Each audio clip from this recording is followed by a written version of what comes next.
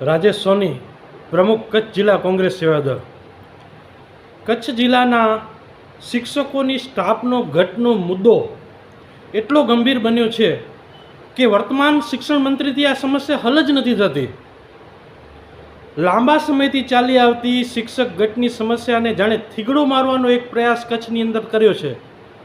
કચ્છના એક તાલુકાને 150 જેટલા શિક્ષકો એક NGO દ્વારા આપવામાં આવશે। આ શું થઈ? આવા થીગડા મારવાથી શું વરે? તમને કાયમી સમસ્યા છે, કચ્છને કાયમી શિક્ષકોની ઘટ છે, વર્ષોથી તમે આ સમસ્યા હલ નથી કરી શકતા। હવે તમે આ કહેવાય કે એક થીગડો માર્યો તમે।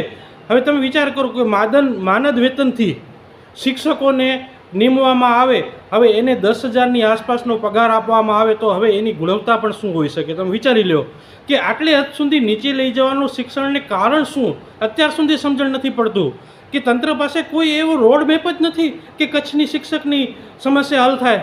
મારું તંત્રને વિનંતી છે કે જો કચ્છની સમસ્યા શિક્ષકોની હલ ન થતી હોય, સ્ટાફ ઘટનો મુદ્દો જો તમારાથી હલ ન થતો હોય તો તાત્કાલિક ધોરણે શિક્ષણ મંત્રીએ રાજીનામું આપી દેવું જોઈએ।